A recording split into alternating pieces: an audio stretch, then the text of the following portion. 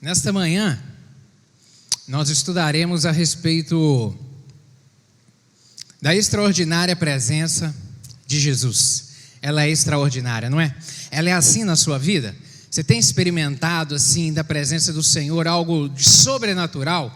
Porque quando nós olhamos para trás, nós vemos isso na nossa vida. O sobrenatural do Senhor acontecendo. Dia a dia de cuidado, de misericórdia, de graça, de boa mão, de amor, de abraço, de consolo, de renovo de força. Querido, isso tudo é sobrenatural, porque dinheiro não compra isso. Dinheiro compra renovo de força. Dinheiro compra paz no coração. A gente consegue adquirir de alguma maneira. Isso vem de onde? Isso vem do alto. Isso vem do Senhor. Todos os dias você é alvo do milagre do Senhor. Todos os dias você é alvo do cuidado do Senhor. Todos os dias nós somos alvo da misericórdia do Senhor sobre as nossas vidas, que tem nos amado, que tem cuidado, que tem sido um Deus zeloso, um Deus extremamente bom. Mas antes de iniciarmos esse estudo, vamos orar nessa manhã, mais uma vez. Feche seus olhos aí. Peça ao Espírito Santo que fale ao seu coração. Diga: Espírito Santo, eu estou aqui de peito aberto e eu quero receber tudo que o Senhor tem para mim.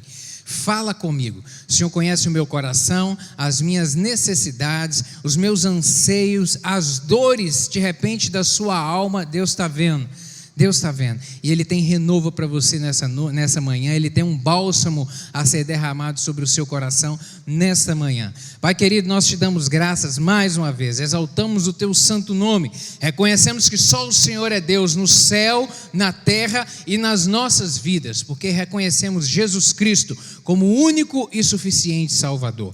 Te damos graças por esse privilégio maravilhoso de estarmos congregados aqui para levantar ao Senhor louvor, adoração. E agora que vamos estudar a palavra do Senhor, fala conosco, Espírito Santo, em nome de Jesus. Fique à vontade neste lugar. Mais uma vez eu lhe peço, aquieta os corações, aquieta as mentes, meu Deus, e fala conosco, em nome de Jesus. Queremos ser abastecidos pelo alimento santo do Senhor nessa manhã. Queremos ser fortalecidos pelo Senhor. Queremos ser nutridos por esse alimento, porque é a tua palavra, e fortalecidos por ela. Fala conosco nessa manhã. Me dá graça para transmitir essa mensagem, pois eu dependo do Senhor. E assim lhe oro em nome de Jesus. Amém. Gostaria que você abrisse a sua Bíblia aí num texto que a Lia leu no início do culto. João capítulo 10. Você que está conosco acompanhando o culto conectado de casa, Deus te abençoe também de uma maneira poderosa, alcance a sua vida aí, em nome de Jesus. Fique ligado, não se distraia com nada, com as coisas aí de dentro da sua casa, mas se conecte nessa hora e o Espírito Santo vai te alcançar aí, vai abençoar o seu coração aí também. João capítulo 10, versos 9 a 11, dizem assim: Eu sou a porta. Se alguém entrar por mim, salvar-se-á, e entrará e sairá e achará pastagens. O ladrão não vem senão a roubar, a matar e a destruir. Eu vim para que tenham vida e a tenham com abundância. Eu sou o bom pastor dá a vida pelas ovelhas. A presença de Jesus, ela realmente é algo extraordinário, ela é algo maravilhoso, e é o que de mais importante o homem pode desejar e o que de maior valor ele pode obter nessa vida, é realmente a presença do Senhor. Nesse texto aqui de João, o apóstolo amado, ele vem dizer a respeito, ele vem transcrever aqui essas palavras de Jesus, onde Jesus vem dizer: olha, eu sou a porta, eu sou aquele que as pessoas têm acesso. Uma porta aberta é uma oportunidade de um lugar diferente, de um local diferente. Uma porta aberta, passar por uma porta significa entrar em um local novo, significa poder experimentar o novo, algo que ainda estava fora, algo que estava fora do alcance.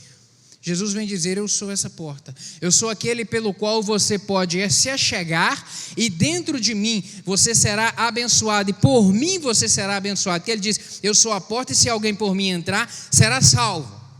Primeira coisa que ele diz: será salvo. Entrará por essa porta e sairá e achará pastagens. Ele está fazendo a analogia aqui a respeito da figura da ovelha que encontra a pastagem. A pastagem é o nutriente, a pastagem é o alimento, a pastagem é onde ela é nutrida. E Jesus vem dizer: olha, aquele que se achega a mim, aquele que vem a mim, ele sai de um estado do qual ele estava, passa por um estágio agora diferente. E junto comigo ele tem salvação, junto comigo ele tem proteção, junto comigo ele é alimentado. Esse alimento, esse fortalecimento que eu disse no início aqui, que o Senhor proporciona nas nossas vidas, todos os dias. Um alimento de força, um alimento de vigor, um alimento de renovo de esperança, de paz no coração, de olhar para frente e ter um olhar de confiança em relação ao futuro, sabendo que o Senhor nos garante, sabendo que o Senhor é conosco, Ele é a nossa rocha. E Ele vem dizer no verso 10 a respeito do ladrão, do nosso inimigo que vem para matar, roubar e destruir, que quer aniquilar a vida do homem, que quer desconstruir tudo aquilo que Deus construiu e planejou lá no início da criação do mundo a nosso respeito, a meu respeito e a seu respeito, a respeito da humanidade. Ele vem realmente para poder destruir isso tudo. Esse é o objetivo único do diabo. E no verso 11 vem dizer que eu sou o bom pastor, aquele que dá a vida pelas ovelhas, aquele que realmente se dá. E como ele se deu realmente, como ele morreu na cruz do Calvário para nos redimir, para nos limpar, para nos conectar a Deus, para nos trazer salvação, para nos trazer primeiro a libertação das mazelas do diabo, a libertação das mazelas do pecado, que nos prende, que nos amarra, que enrola as nossas pernas e nos impede de caminhar e de prosseguir na vida. O pecado tem esse poder na vida do homem, de atolar o homem, de torná-lo preso. Mas Jesus Cristo veio para trazer essa libertação. Jesus Cristo veio para poder nos dar liberdade para caminhar, para prosseguir. Por isso é extraordinário a presença dele conosco. Por isso é extraordinário esse relacionamento que podemos ter no desenvolver com ele conosco. Nos meses de novembro e dezembro e agora em janeiro, nós estudamos sobre diversas mensagens a respeito de ser a base de uma vida feliz. A base de uma vida feliz. E nós falamos a respeito de não desistir daquilo que Deus tem nos garantido. Nós falamos sobre a importância da busca do crescimento espiritual. Nós falamos sobre que é um tempo de conquista esse o nosso, a ação de Deus em nossa vida. Falamos que Deus está no controle de tudo, que nada passa desapercebido a Ele. Falamos que Deus consola os aflitos. No momento da tristeza, Ele enxuga as nossas lágrimas, Ele renova a nossa esperança para a caminhada da vida. Nós falamos a respeito de uma vida de prosperidade, nós falamos do Deus supridor, do Deus que realmente supre as nossas necessidades. Falamos da importância da experiência com Deus, de aprendendo para não ser derrotado, olhando para exemplos que estão na Bíblia, de homens e mulheres que tiveram momentos de infortúnio e momentos de tristeza na sua vida, que estão registrados exemplos deles aqui para nós aprendermos e não sofrermos os mesmos tipos de derrotas que eles sofreram ali. Falamos a respeito de que os propósitos de Deus sempre se cumprirão, que a justiça divina, ela sempre prevalece a justiça divina, e hoje falaremos a respeito disso. A extraordinária presença. Vamos estudar aqui a respeito dos benefícios da presença de Jesus. O que a presença de Jesus proporciona nas nossas vidas. Os inúmeros benefícios que ela nos traz, que ela nos dá. E o primeiro deles, deixa eu ligar aqui. O primeiro deles é a alegria. A alegria que satisfaz. Pode ligar aí, que está passando. A alegria que satisfaz. A verdadeira alegria, ela é aquela que vem de Jesus. A verdadeira alegria, somente Jesus pode nos proporcionar. Já foi confirmado que a alegria, ela funciona como um bom remédio para as nossas vidas. Ela funciona realmente como um alívio para o nosso coração. Há mais de 900 anos antes de Cristo, o sábio Salomão disse, Provérbios 17, verso 22... Provérbios 17, verso 22, Salomão diz que o coração alegre é bom remédio, mas que o espírito abatido, ele faz secar os ossos.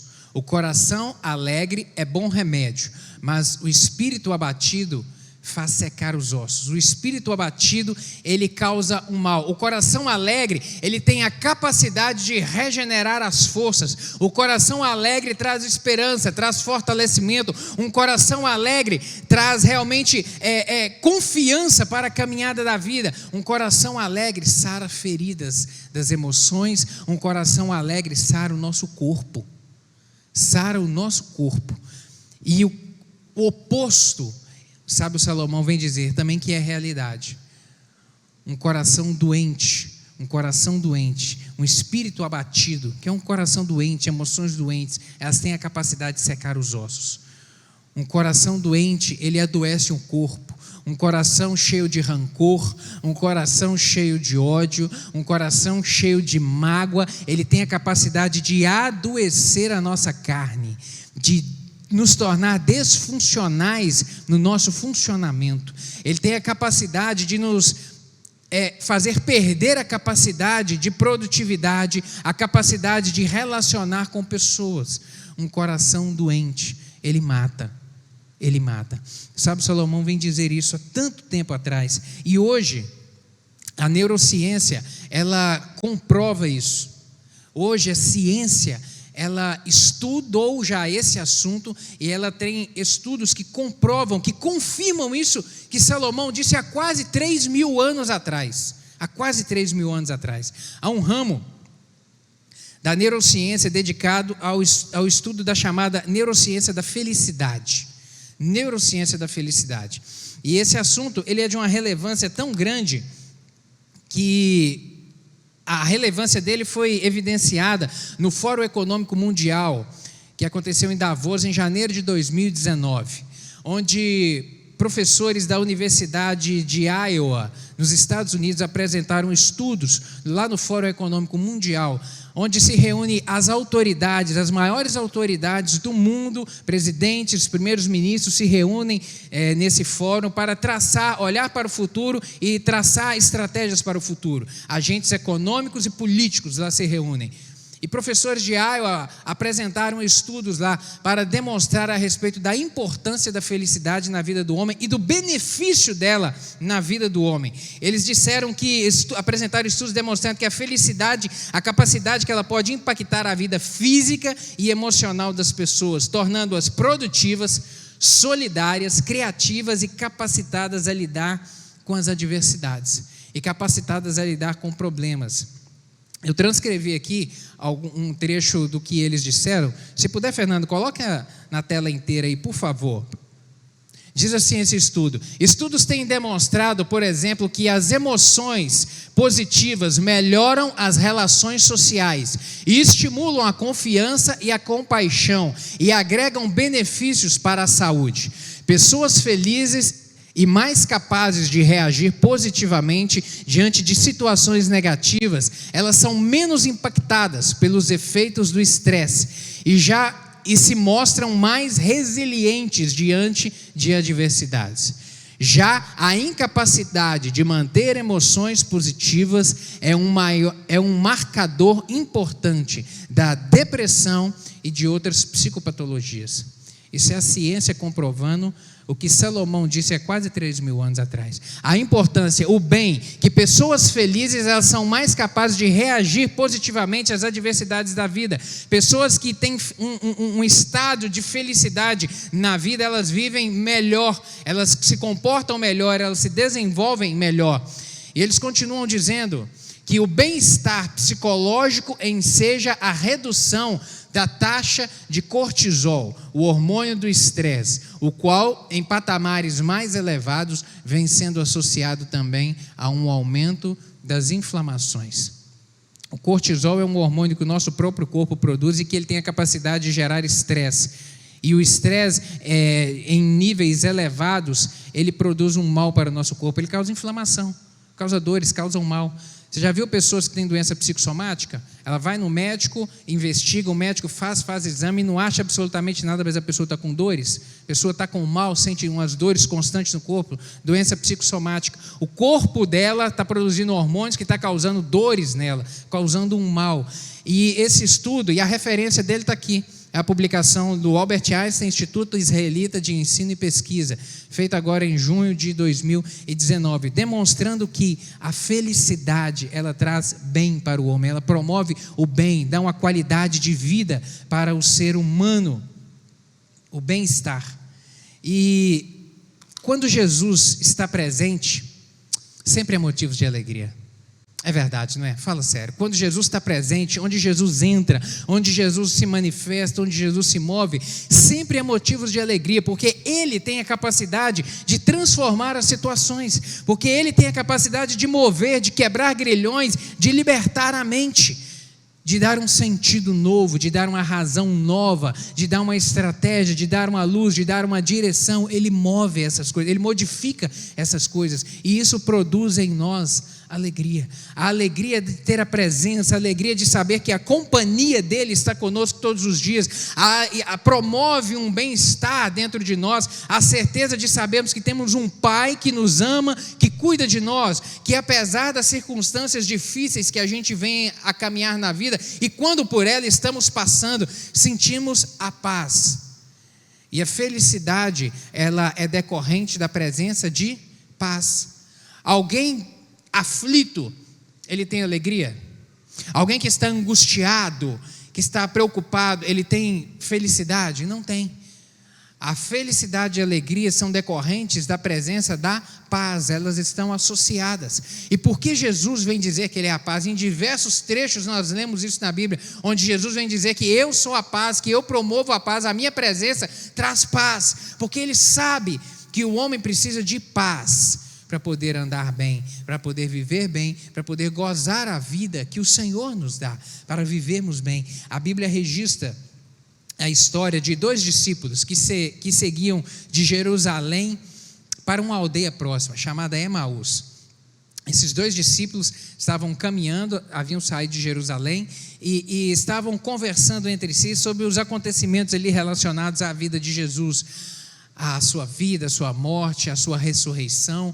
E conversando ali naquela caminhada, um outro viajante se aproxima e começa e entra no diálogo com eles, e eles vão conversando, chegam até Emaús, chegam até o seu destino.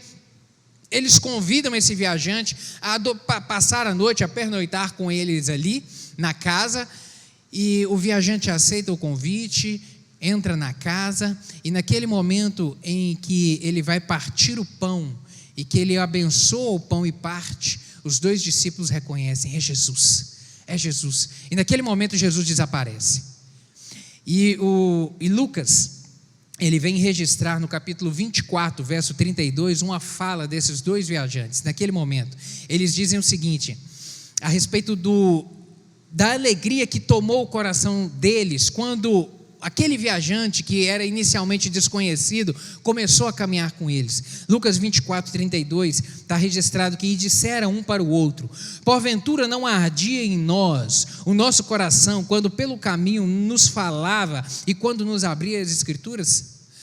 Quando ele começou a caminhar conosco, mesmo a gente não sabendo quem ele era, o nosso coração começou a arder, o nosso coração começou a encher de alegria, de contentamento e de paz, apenas pela presença dele, quando ele começou a compartilhar conosco a respeito das verdades, a respeito dos ensinamentos que Jesus já trazia.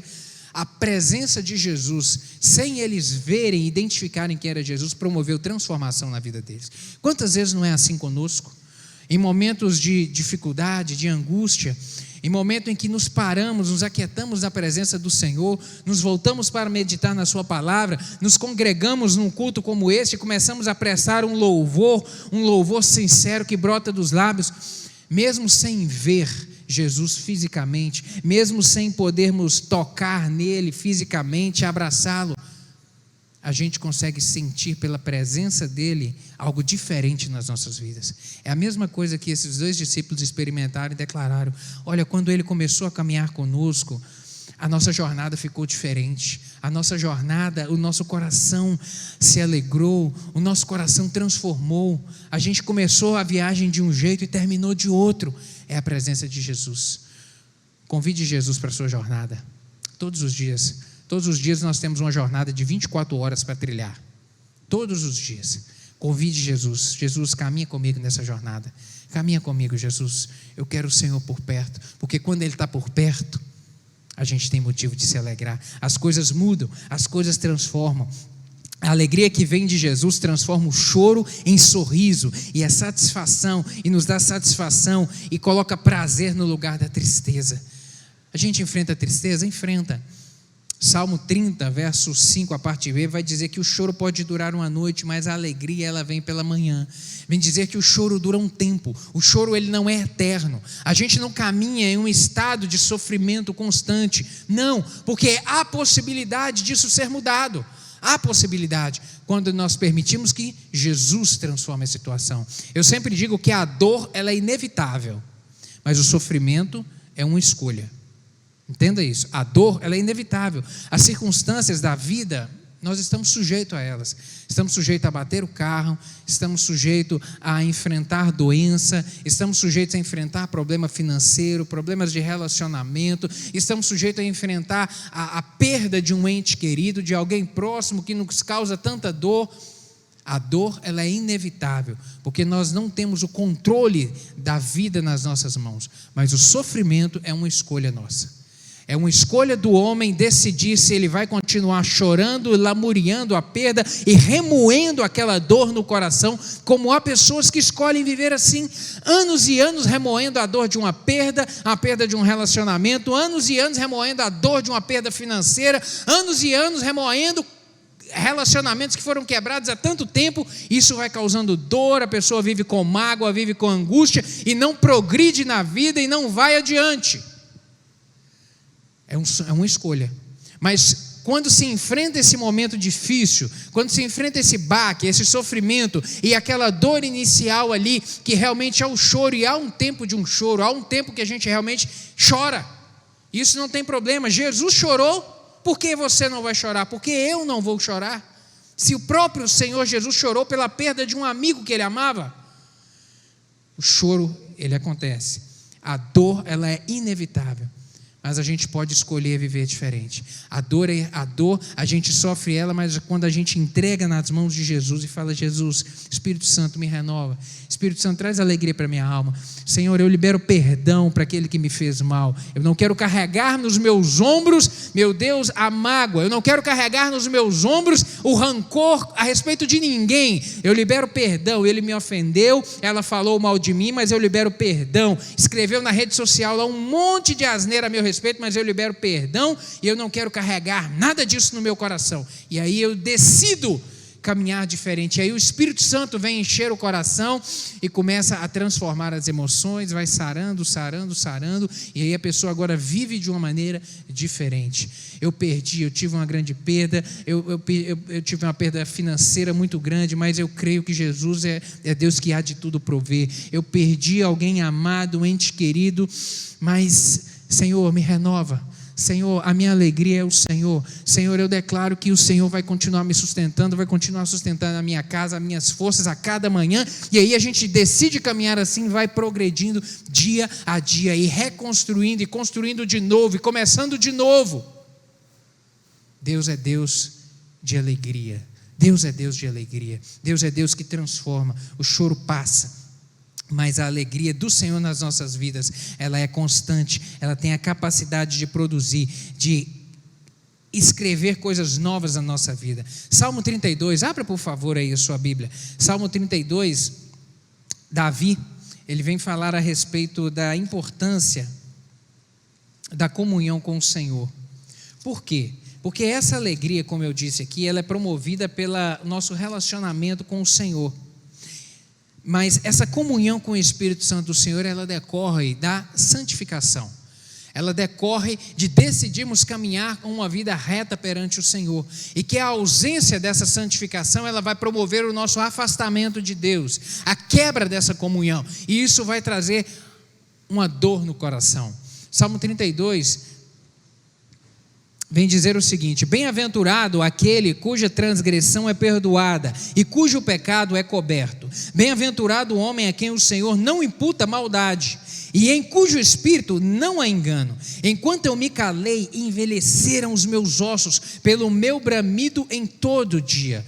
porque de dia e de noite a tua mão pesava sobre mim, o meu humor se tornou em sequidão de estilo. Olha a tristeza que ele está falando, o meu humor se tornou em sequidão.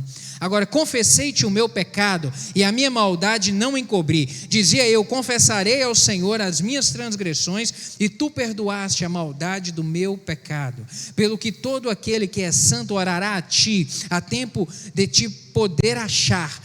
Até no transbordar de muitas águas, estas a ele não chegarão. Tu és o lugar em que me escondo. Tu me preservas da angústia. Tu me cinges de alegre cantos de livramento. Verso 10, o ímpio tem muitas dores, mas aquele que confia no Senhor, a misericórdia o cercará. Alegrai-vos no Senhor e regozijai-vos, vós os justos, e cantai alegremente todos vós que sois retos de coração. Davi aqui ele vem dizer que em um tempo em que ele esteve desconectado de Deus, em um tempo de pecado na sua vida, em um tempo que foi quebrada essa comunhão com Deus, isso causou dores, isso causou mal, a alegria da sua alma foi roubada, tornou-se em sequidão, e o pecado tem a capacidade de promover isso na minha vida e na sua vida. Sequidão, secar a alegria da vida, o real sentido da vida, porque eu vou falar a respeito disso aqui. O que é o real sentido da vida, aquilo que realmente traz alegria para o nosso coração?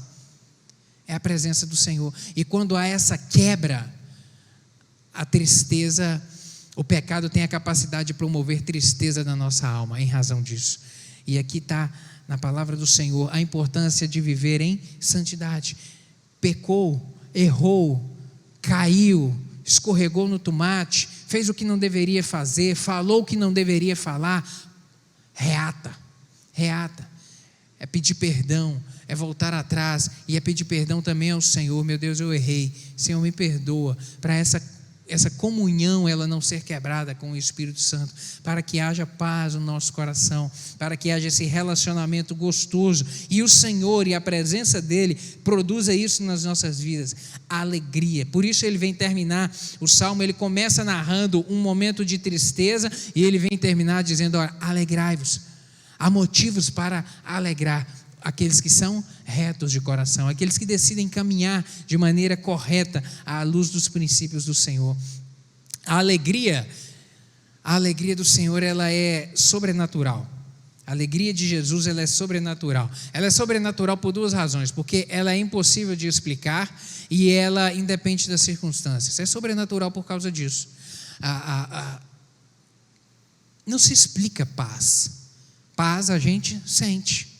Não se explica alegria. Alegria a gente sente dentro de nós. E é inexplicável porque ela independe das coisas, das circunstâncias e das situações.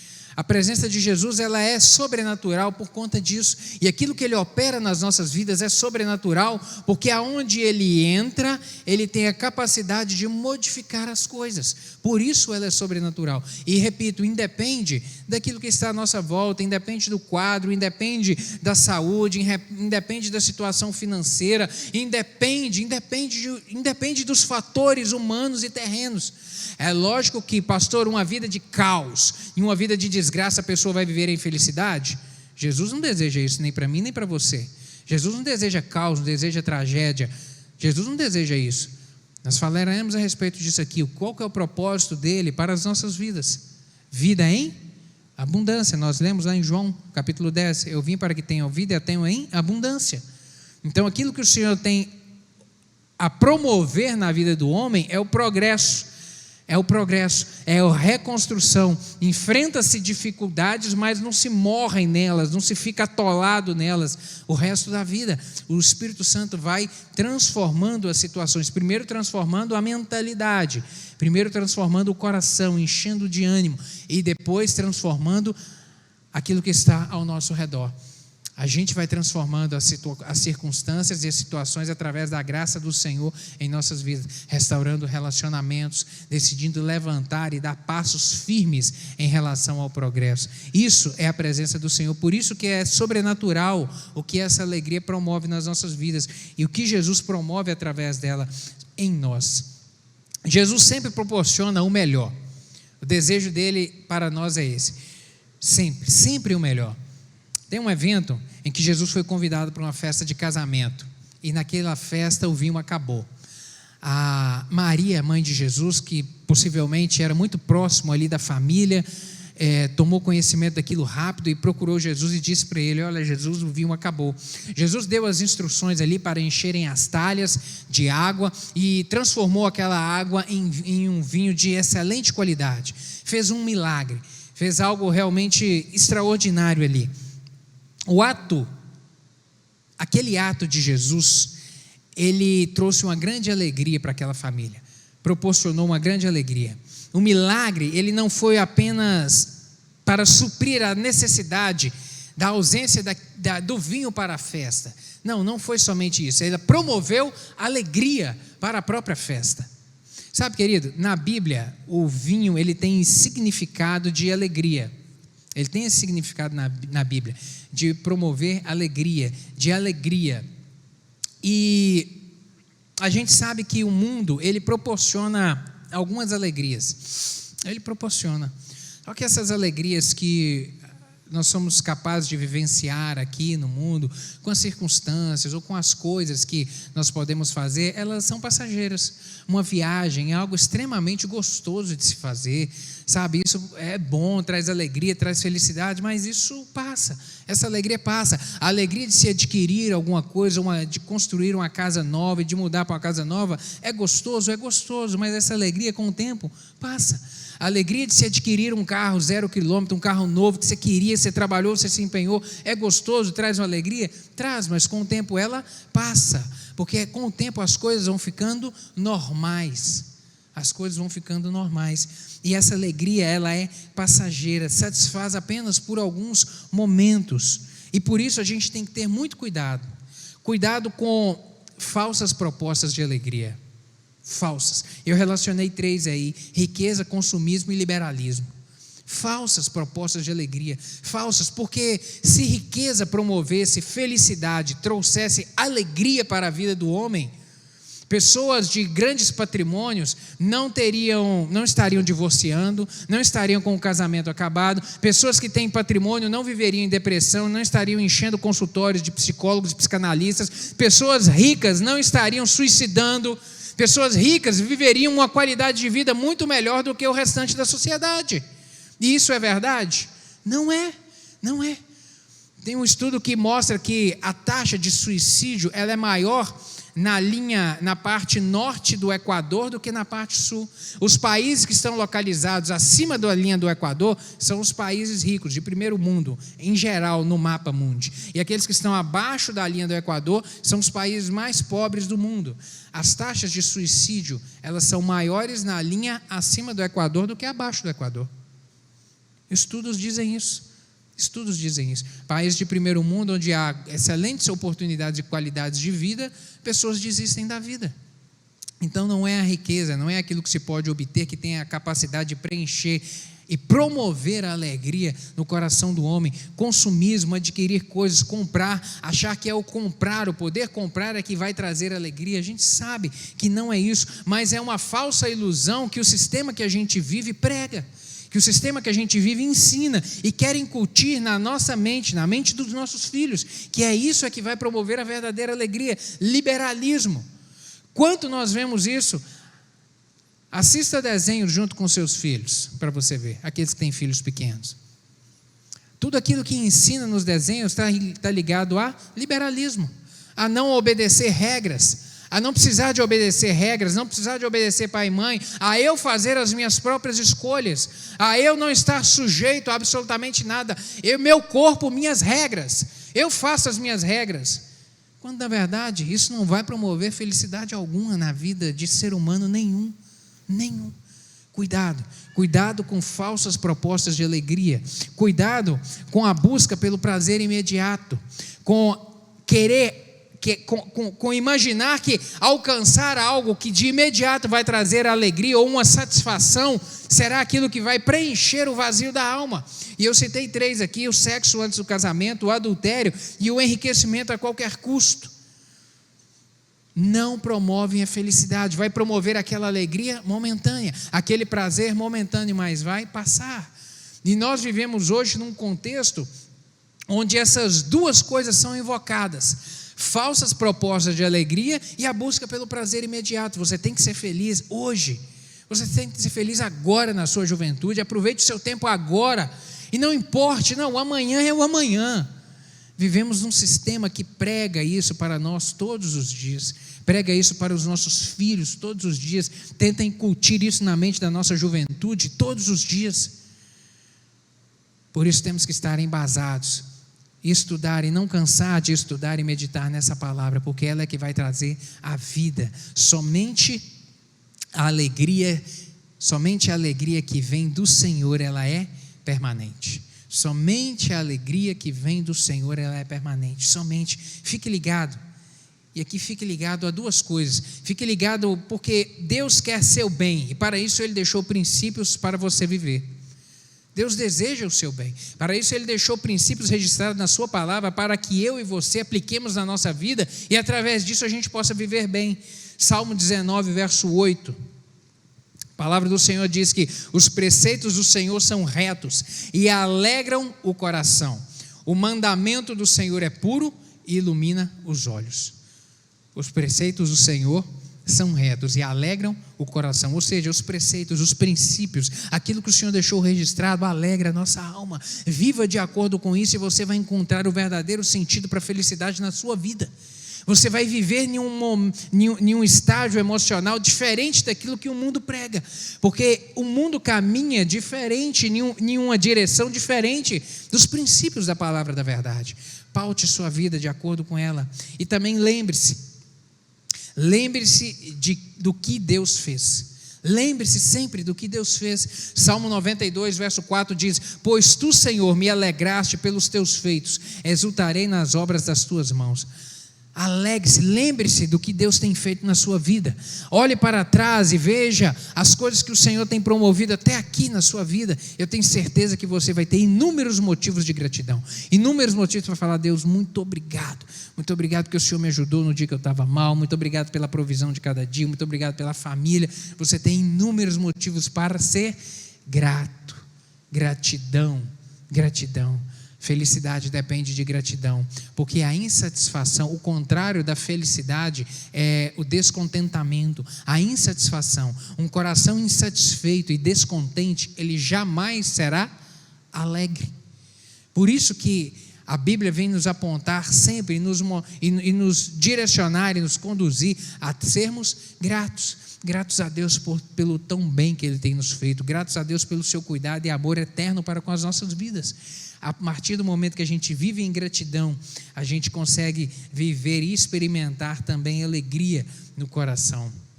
Jesus, Ele transforma a tempestade em bonança, os momentos difíceis, de dor, de angústia, em paz. O fato está registrado em Marcos capítulo 4, versos 35 a 41, no Mar da Galileia. Jesus estava num barco com os discípulos ali, foi atravessar aquele mar, que na verdade é um lago, um grande lago, 21 quilômetros de comprimento por 13 de largura, e é um local que tempestades, em razão da sua posição geográfica, da formação de montanhas ao seu redor, surgem tempestades assim de forma repentina. O céu estava azul, daí a pouco fecha e chove e promove vendaval. É uma característica lá dessa região. E os discípulos estavam ali com Jesus naquele barco, e de repente começa uma tempestade abrupta, chegou de imediato, sem avisar, chegou, e o texto lá de Marcos diz que o vento começou a soprar muito forte, começou a balançar o barco muito, e a chuva e a água começou a invadir o barco, e os discípulos começaram a ficar preocupados e aflitos ali, com medo de naufragar, e o texto diz que Jesus estava dormindo. Enquanto Jesus estavam desesperados ali procurando esvaziar o barco, Jesus estava dormindo. E ontem, quando eu estava preparando essa aula, eu parei nesse texto aqui e falei: meu Deus, mas que contrassenso isso. Você já andou de barco no mar? Quem já andou de barco no mar aqui? Ou barco de pesca, ou escuna. Geralmente a gente faz muito passeio de escuna na praia. Fala a verdade, o barco balança, não balança? O barco balança. E para a gente que não está acostumado, balança mais ainda. Fala sério. Aquele movimento ali, a gente fica mais impressionado. O pescador, o condutor do barco, que já está acostumado, que passeia ali todos os dias, ele já conhece o balanço do barco não preocupa ele. Agora, para a gente, faz uma diferença imensa, imensa. Agora, você imagina numa tempestade. E não era qualquer tempestade. O texto diz que os discípulos eles eram... uma boa parte deles eram pescadores profissionais. Pedro, Tiago, João, eles tinham uma firma, uma empresa de pesca. Então era gente que estava acostumado com o balanço da água, estava acostumado com a tempestade, e eles ficaram aflitos. Se eles ficaram aflitos, imagina se fosse a gente. Agora, Jesus era pescador? Não, Jesus era carpinteiro. Jesus não estava acostumado com aquele balanço ali, não. Jesus não estava. Por isso é racionalmente impossível a gente pensar que seria natural aquele sono de Jesus. Aquele sono de Jesus, ele tinha um propósito. Aquele sono de Jesus tinha um propósito. Tinha um propósito de revelar a reação dos discípulos no momento do aperto. Tinha uma finalidade aquele sono de Jesus, porque a gente normal, se fosse ficar deitado ali, a gente não ia conseguir dormir nunca. E o verso, e Mateus no capítulo 4 aqui está dizendo que Jesus dormia calmamente. Calmamente Jesus dormia. Tinha um propósito aquele sono, revelar qual que seria o comportamento dos discípulos na hora do aperto, revelar. E há momentos, querido, há momentos de tempestade em nossas vidas que o Senhor fica em silêncio. Você já experimentou isso? Há momentos de tempestade na nossa vida que Jesus, não fala nada. Há momentos na nossa vida que as coisas estão agitadas, está mexendo, a gente está ficando preocupado, será que vai dar, será que não vai dar, meu Deus, o que vai ser da minha vida? E a gente ora, clama, e Jesus fica em silêncio, não responde, não manifesta e não fala nada. Por quê? Porque Ele deixou de nos amar? Não, porque Ele quer ver qual que é a sua reação. Qual que é a sua reação no momento do aperto? Qual que é a sua reação no momento da tempestade? Qual que é a sua reação? Como que você vai se portar? Se você vai lamuriar, se você vai reclamar, se você vai dizer, Jesus, o Senhor não tem poder de nada, o Senhor, isso é conto da carochinha, ou se você vai dizer, Deus, os meus olhos estão em Ti. Os meus olhos estão em Ti e eles permanecerão no Senhor, apesar de tudo. Eu sei que o Senhor cuida da minha vida.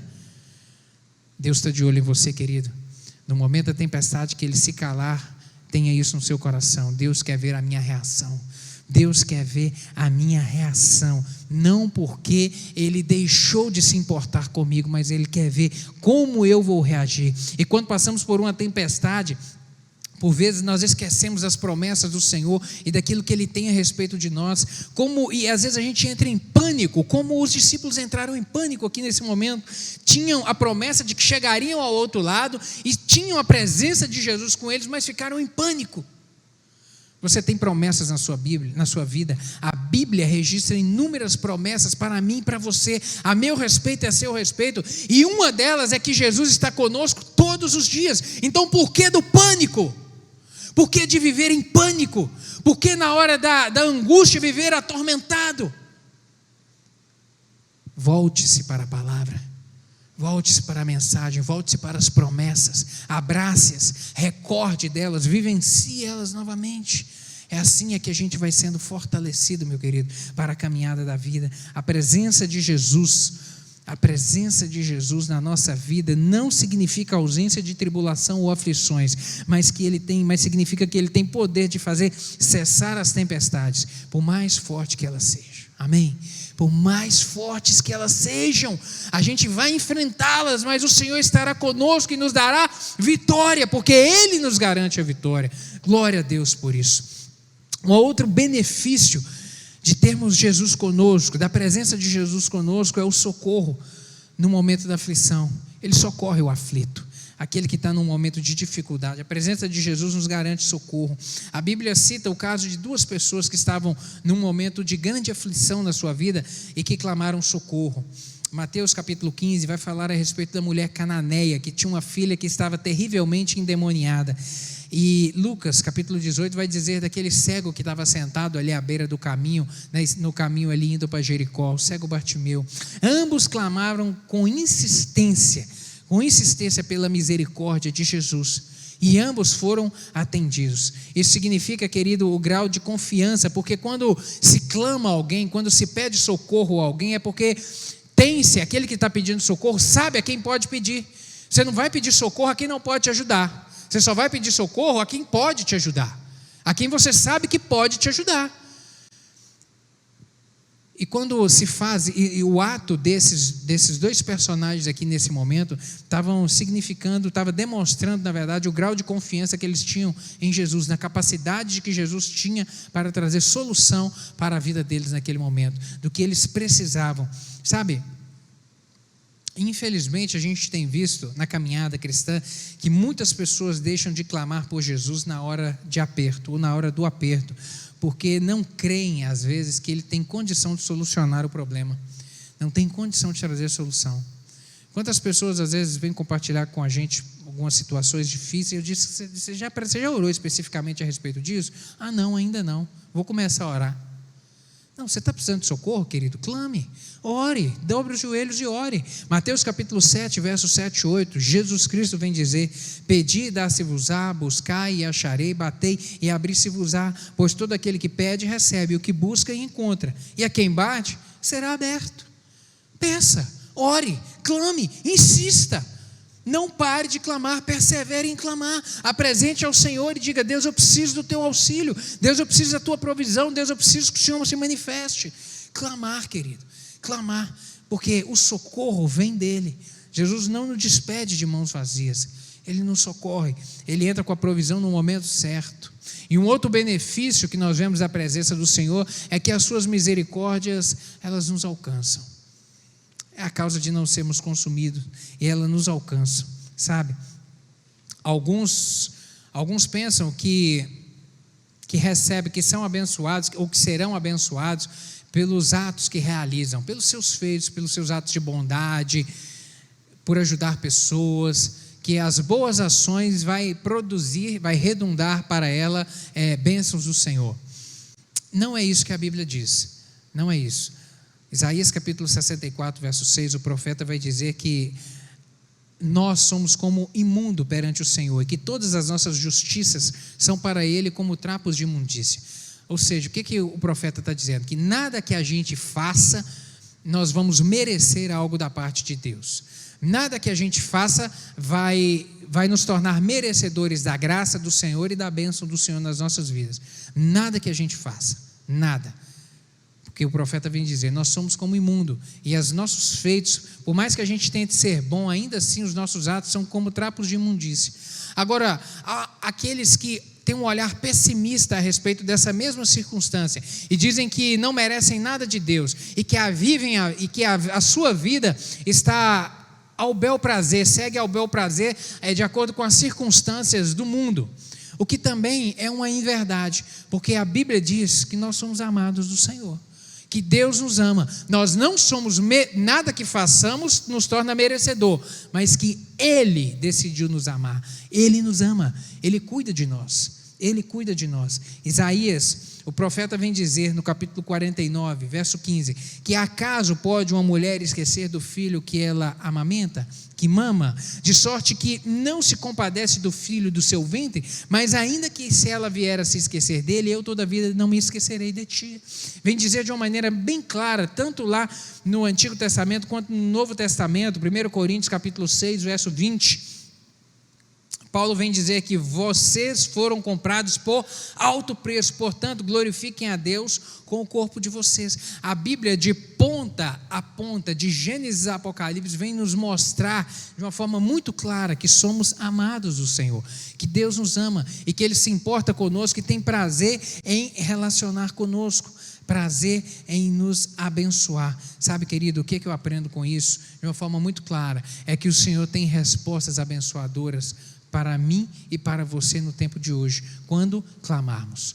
quando clamarmos, quando invocarmos o seu nome, quando não desanimarmos. Por isso nós devemos perseverar na caminhada, perseverar olhando para o Senhor e crendo no seu cuidado, crendo no seu amor. Jesus te ama. Você pode dizer isso? Deus me ama? Coloca a mão no seu peito e fala isso: Deus me ama, Deus me ama, Deus me ama, Deus cuida de mim, Deus me ama, Deus está comigo na caminhada de todos os dias, Ele acorda comigo e Ele deita comigo. Deus me ama, Deus te ama, meu querido. Tenha essa certeza no seu coração. O diabo vai tentar roubar isso de você todos os dias. O diabo, no momento da dificuldade que você enfrentar, ele vai trazer acusação para poder falar: olha, Deus não te ama, Deus não se importa com você, Deus não está vendo isso não, Deus não está vendo nada disso na sua vida, deixa esse negócio de lado. Olha, você caminha com as suas próprias pernas, a sua sorte quem faz é você. Se você não agir, você vai se lascar. É isso que ele tenta incrustar na nossa mente. Mas a verdade que nós devemos ter todos os dias no nosso peito: Deus me ama, Deus me ama, independente de tudo. Deus me ama, porque Ele me deu Jesus, Jesus me salvou, Jesus trouxe sentido para a minha vida. Deus me ama, não se esqueça disso nunca, que Deus te ama, você é amada e é amado do Senhor. Um outro benefício que a gente aprende pela caminhada com o Senhor é que Jesus nos proporciona transformação.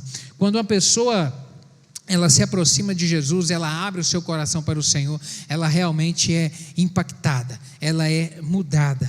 2 Coríntios capítulo 5, verso 17 vai dizer: e assim, se alguém está em Cristo, nova criatura é, as coisas velhas já passaram, eis que tudo se fez novo, eis que tudo é transformado. Sabe, não importa, querido, o que eu aprendo com isso é que não importa o passado, não importa as experiências do passado, não importa o que se vivenciou ou o que se experimentou no passado, não importa. Jesus Cristo, Ele tem a capacidade de modificar. Não importa o estágio, o quão de repente preso você já vivenciou, ou você de repente está um estado de preso no pecado, preso nas circunstâncias que às vezes o diabo tem construído ao seu redor, que tem amarrado e te impedido de caminhar e de prosseguir na vida. Independente disso, Jesus tem a capacidade de transformar toda e qualquer situação. Há poder no nome de Jesus para escrever uma história nova, na sua vida. A Bíblia conta a respeito de um homem que encontrou com Jesus, e que ele morava nos sepulcros, e que ele estava possuído de demônios, e ele vivia uma vida no cemitério, de maneira que ninguém se aproximava dele, porque ele era extremamente violento, as pessoas tinham medo dele, ninguém tinha coragem de aproximar deste homem. E a Bíblia diz que ele estava possuído por uma legião de demônios, uma legião, e a Bíblia registrou essa informação para nos esclarecer que realmente eram muitos demônios, porque uma legião de soldados romanos, ela é composta de 6.000 soldados, uma legião de soldados. Então, uma legião de demônios significa que esse homem estava com pelo menos 6.000 demônios no corpo dele.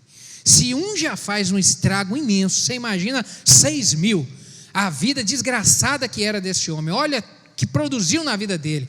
Ninguém se aproximava, vivia no cemitério, sabe-se lá o que comia, e vivia nesse estágio de degradação tão exagerada. E a Bíblia diz que Jesus encontrou com esse homem, e que Jesus, com uma palavra de Jesus, ele foi liberto de todos aqueles demônios. Os demônios saíram dele, entraram nos porcos que pularam do abismo e morreram todos afogados.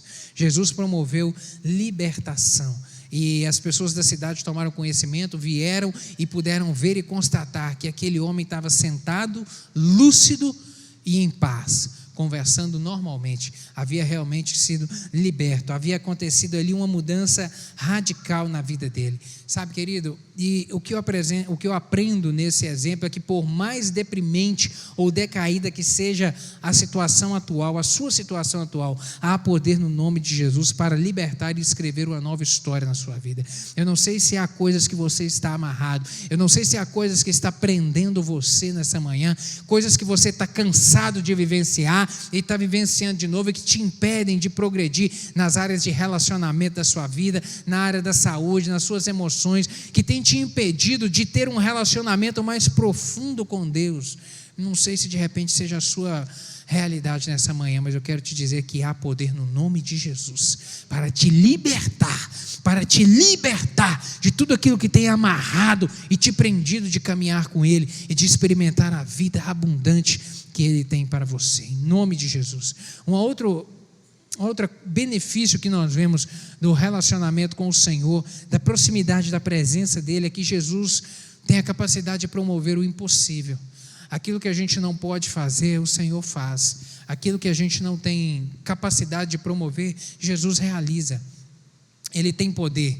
Ele tem poder para abrir ou fechar qualquer porta, para curar enfermidades, sabe? Ele tem poder para fazer uma mulher estéril engravidar. Ele tem poder para libertar um oprimido, mesmo que esteja escravizado por uma legião de maus espíritos. Ele tem poder para livrar o crente, sabe, das perseguições, das injustiças e até mesmo de cadeias. Ele tem poder para perdoar o pecador, por maior que seja a sua culpa. O Senhor tem poder. Tem poder, sua presença opera realmente milagres, transforma a situação. João capítulo 21, verso 25, tem uma palavra do Senhor registrada que há, porém, ainda muitas outras coisas. O final do Evangelho de João, o último versículo, o apóstolo ele vem dizer o seguinte: olha, há, porém, muitas outras coisas que Jesus fez. Se todas elas fossem relatadas uma por uma, creio que nem no mundo inteiro caberiam os livros que seriam escritos. De tanto milagre que Jesus fez, de tanta coisa sobrenatural, se fosse escrever tudo e relatar tudo, seria impossível, porque é muita coisa. Ele vem dizer isso, ele caminhou com Jesus e viu, presenciou, foi testemunha ocular. A Bíblia relata alguns milagres de Jesus e isso nos impressiona. Você imagina João e os apóstolos que viveram todos os dias, era todo dia milagre, era toda hora coisa sobrenatural acontecendo, e ele vem dizer, olha, seria impossível relatar isso tudo, porque a presença de Jesus transforma as coisas, Ele faz aquilo que ninguém pode fazer. O agir de Deus está condicionado agora à nossa fé posta em ação. O agir de Deus está condicionado a isso, Ele é poderoso, Ele opera o impossível, mas o seu agir está condicionado à nossa fé depositada nele, à nossa confiança nele. Marcos capítulo 9, verso 23 vai dizer que e Jesus disse, se tu podes crer, tudo é possível ao que crê. Crer é fé, é exercitar a fé, acreditar é exercitar a fé. Então se você exercita a fé crendo que Deus pode fazer, aí Ele faz, aí Ele opera, porque é a nossa fé em Cristo que move o coração dEle para tornar o impossível impossível. É a nossa fé colocada nele que vai mover a Ele para tornar o impossível possível nas nossas vidas, para modificar a situação, para modificar as circunstâncias. A presença de Jesus, ela garante vida eterna, e esse é o maior benefício que nós podemos ter. Esse é o maior benefício. 1 Coríntios capítulo 15, verso 19, vai dizer que se a nossa esperança em Cristo se limita apenas nessa vida, nós somos os mais miseráveis de todos os homens. Lá em João, capítulo 10, o texto que eu li no início, vai dizer que Jesus dizendo que eu vim para que tenham vida e a tenham em abundância. Vida em abundância depende do relacionamento com o Senhor. Vida em abundância se evidencia e se materializa aqui também. Não é vida em abundância só na vida eterna, não. Deus tem vida em abundância para nós hoje, no tempo de hoje. Escreveu uma história abençoada na nossa vida no tempo de hoje. Mas a nossa vida não está limitada apenas a isso. Esse tempo nosso é muito curto, seja 60, 70, aqueles que têm muito vigor chegam a 80, e a Bíblia diz que o que passa disso é enfado e canseiro, e nós sabemos o quão difícil é a velhice, o quão difícil é a vida idosa. Quanto mais vai viver, mais os anos vão passando, mais se torna difícil, mais as dores vão aumentando, mais as dores. Ontem eu estava conversando com os meus pais e minha mãe dizendo, olha, até os 50 é de um jeito, e depois dos 50 é diferente a vida, as dores vão aparecendo, e depois que você passa dos 60 vem mais ainda, sabe? E é assim, porque é enfado e canseira. Então, se a nossa esperança na vida abundante se limitar apenas aqui, nós seríamos realmente os mais miseráveis dos homens, os mais miseráveis, porque esse tempo vai acabar. mas em João capítulo 3, verso 33, vai dizer que aquele que crê no Filho tem a vida eterna, mas aquele que não crê no Filho não verá a vida, mas a ira de Deus sobre ele permanece. Aquele que crê no Filho tem a vida eterna. O Senhor nos garante vida eterna, o Senhor nos garante uma vida após o encerrar dessa caminhada nossa aqui. Glória a Deus por isso, por termos essa tranquilidade no nosso coração, de sabermos que seja quando partirmos, seja com 20, com 40 anos, com 60, seja a idade que for, há uma vida para eu desfrutar dela depois desse tempo aqui. E a Bíblia diz que ela é muito melhor, muito melhor. Muito melhor do que qualquer experiência que a gente possa ter vivenciado nessa terra. A Bíblia diz que o céu é um lugar muito melhor de se viver. Glória a Deus por isso. Glória a Deus por termos a certeza da presença de Jesus na nossa vida, que nos garante essa vida eterna. Mas eu quero terminar esse estudo nessa manhã te fazendo esse questionamento. Por qual motivo você segue a Jesus? Por que você segue a Jesus?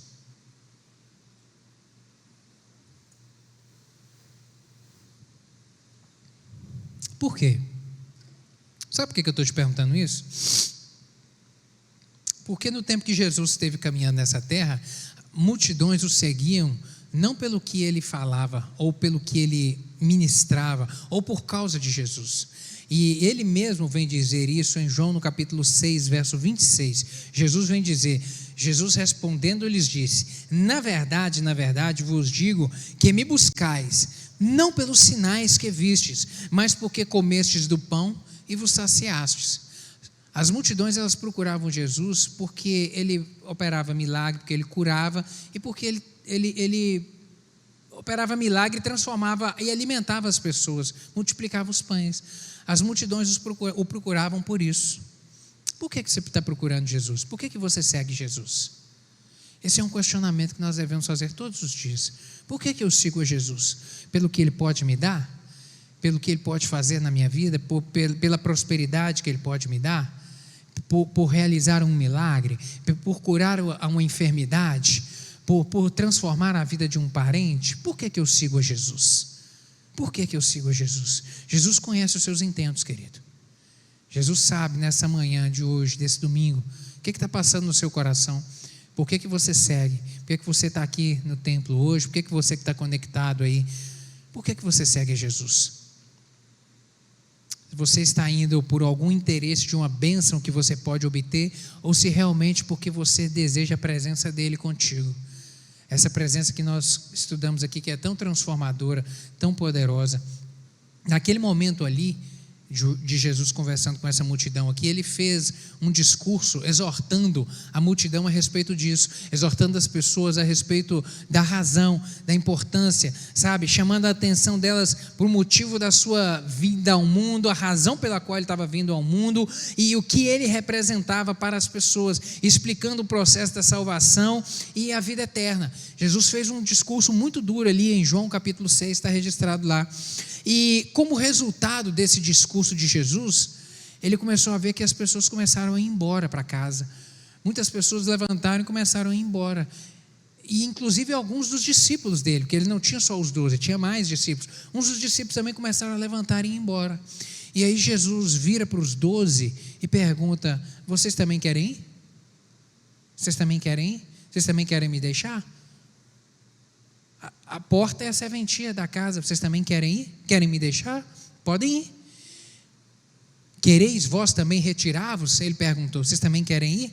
Mas aí Pedro respondeu em nome de todo o grupo dos 12 ali, João capítulo 6, verso 68 e verso 69.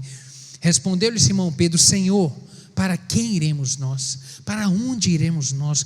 Tu tens as palavras de vida eterna, e nós temos crido e conhecido que Tu és o Cristo, o Filho de Deus. Tu és o Cristo. Para onde a gente vai, Senhor? Para onde? Só o Senhor tem palavra para produzir vida nas nossas vidas. Só o Senhor é o real sentido da vida. Só o Senhor traz sentido para a vida. Não há sentido na vida nas coisas, há no Senhor, porque só o Senhor pode trazer paz, só o Senhor pode encher o coração do homem de alegria, dar a ele um real sentido. Sabe, essa palavra de Pedro vem confirmar o que o próprio Jesus disse em João capítulo 14, verso 6, quando ele disse que eu sou o caminho, a verdade e a vida, e ninguém vem ao Pai a não ser por mim. Eu sou o caminho, a direção, eu sou a verdade. O mundo está cheio de verdades. Os especialistas das verdades, a gente liga a televisão e vê todos os dias os especialistas das verdades. Mas a Bíblia diz que só Jesus Cristo é a verdade. A sua palavra é a verdade. E nos dirige à verdade que é Ele, ao caminho que é Ele, para a vida eterna, para dela podermos desfrutar, para dela podermos gozar. O resumo para viver uma vida feliz. Coloca na tela cheia aqui, Fernando, por favor. O resumo para viver uma vida feliz é esse aí. Provérbios capítulo 3, versos 5 a 8. Confia no Senhor de todo o teu coração e não te estribes, não se apoie no seu próprio entendimento. Reconhece-o em todos os teus caminhos e Ele endireitará as tuas veredas. Não seja sábio aos seus próprios olhos. Ei, não caminhe com a verdade dos especialistas aí não, daqueles que estão cheios de verdade não. Ei, não faz isso não. Não seja sábio aos teus próprios olhos. Teme ao Senhor, aparta-te do mal. Será isso saúde para o teu corpo e refrigério para os teus ossos. Esse é o remédio para viver uma vida feliz. Amém, meu querido? Esse é o remédio. Você quer experimentar isso? Você quer viver e vivenciar isso? Eu quero isso. Eu quero vida abundante, eu quero vida de felicidade, vida de alegria. É isso daqui. Eu quero te convidar a orar nessa hora. Vamos colocar de pé? Gostaria que você fizesse essa oração. Coloque a mão aí no seu peito. Ore você com Deus aí. Não sei como é que você está nessa manhã, sabe? O tempo que você tem vivido, que às vezes tem sido um tempo de dificuldade, um tempo de tristeza, um tempo onde você tem estado cheio de tantos questionamentos, tem apresentado os questionamentos, às vezes questionado a respeito da vida, por que dessas coisas, por que eu estou vivenciando isso, Deus, às vezes entristecido, angustiado com circunstâncias, com situações. Eu não sei como é que você tem vivido nesses dias, mas Deus é Deus que tudo pode, Deus que tudo faz. Eu não sei se você tem vivido dias de tristeza, de angústia na alma, que tem às vezes secado os ossos, que tem às vezes até causado algumas enfermidades, algumas doenças emocionais que tem te atormentado. Há poder no nome de Jesus para te libertar nessa manhã. Há poder no nome de Jesus para você poder passar agora a vivenciar e a experimentar uma vida nova, um momento novo com o Senhor. Ele é a porta, Ele é a porta. Entre por essa porta nessa manhã para você poder experimentar algo mais do Senhor na sua vida, um tempo de refrigério na sua alma, um tempo de renovo de força, de esperança, de uma alegria realmente abundante na sua vida, que vai te encher e que você vai caminhar agora de um jeito diferente. Sabe, com a saúde nas emoções, com saúde no seu corpo, aquelas dores que estavam, sabe, te atormentando por conta de uma alma perturbada, ser liberto disso em nome de Jesus. Aproxime-se do Senhor cada dia mais. Diga: Deus, eu quero viver cheio do Senhor. É a presença do Senhor que traz realmente felicidade e sentido para a minha vida, e eu quero experimentar isso mais e mais. Deus, obrigado pela palavra do Senhor. Obrigado, meu Deus, porque ela nos mostra quem realmente é o Senhor e o que o Senhor tem para nós de vida abundante. Meu Deus, ela nos revela que é a presença do Senhor que traz sentido, é que preenche o vazio da nossa alma, e que a presença do Senhor faz tão bem para a gente. A presença do Senhor transforma, a presença do Senhor nos dá sentido para a vida, a presença do Senhor enche o nosso coração. Muito obrigado, meu Deus, e o desejo do nosso coração nessa manhã é de reassumir e de reavivar o nosso compromisso com o Senhor, é dizer: Pai, nós queremos passar por essa porta, Deus, nós queremos entrar por ela, meu Deus, nós queremos mergulhar no rio do Senhor, meu Deus, sermos por Ele abastecidos, meu Deus, sermos por Ele renovados, em nome de Jesus. Meu Deus amado, o Senhor conhece o coração de cada um dos meus irmãos aqui, eu lhe peço que o Senhor alcance nessa manhã, meu Deus, aquele que está aflito, angustiado, para, meu Deus, transformar essa situação, entrar com a provisão do Senhor, porque o Senhor é o Deus do impossível, o Senhor é aquele que aquietou o mar, aquietou a tempestade, o Senhor tem poder, meu Deus, para aquietar as tempestades nessa manhã, meu Deus, o Senhor tem poder para, com uma palavra do Senhor, mudar essa situação nessa manhã. Eu lhe peço, transforma essa vida, meu Deus, muda essa circunstância em nome de Jesus, opera o impossível, porque Tu és o Deus do impossível, meu Deus, e em nome de Jesus, encha o nosso coração a cada dia mais, que haja da nossa parte um compromisso fiel de seguir ao Senhor, servir ao Senhor, meu Deus, para realmente vivenciarmos tudo aquilo que o Senhor tem para a nossa vida. Não deixe o nosso coração ser corrompido com as verdades do mundo, com os especialistas das verdades do mundo. Em nome de Jesus, guarda a nossa mente, guarda nossos olhos, guarda nosso coração, e que estejamos, ó Deus, firmados nos princípios da palavra do Senhor, que estes é que vão produzir vida nas nossas vidas. Abençoe o Teu povo nessa manhã e completa essa palavra com sinais e prodígios na vida de cada um. É o que eu lhe peço em nome de Jesus. Amém e amém. Glória.